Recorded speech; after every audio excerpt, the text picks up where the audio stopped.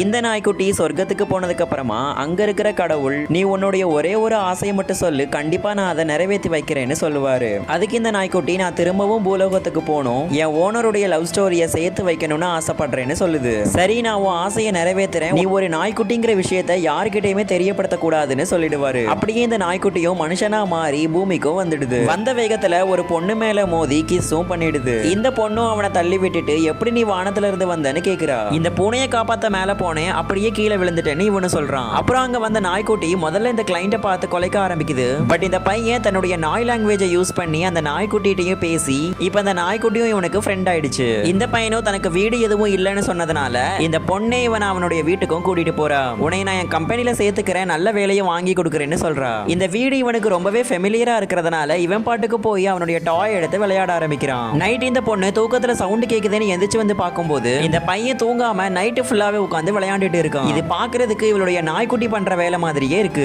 இப்படி இவன் நைட்டு ஃபுல்லா விளையாண்டுட்டு இருக்கிறதுனால பக்கத்து வீட்டுக்காரங்க எல்லாம் வந்து கம்ப்ளைண்ட் பண்ணவும் ஆரம்பிக்கிறாங்க. இந்த பையனும் அவங்கள பயங்காட்டி அங்கிருந்து அனுப்பிச்சு விட்டுறான். இந்த பொண்ணு அந்த ரெண்டு நெய்பர்ஸையும் ஃபாலோ பண்ணி பின்னாடியே போய் கொஞ்சம் வருஷத்துக்கு முன்னாடி இவங்களுடைய அழகான நாய்க்குட்டியை இவங்க தான் கடத்தி கொன்னுட்ட விஷயத்தையும் கண்டுபிடிக்கிறா.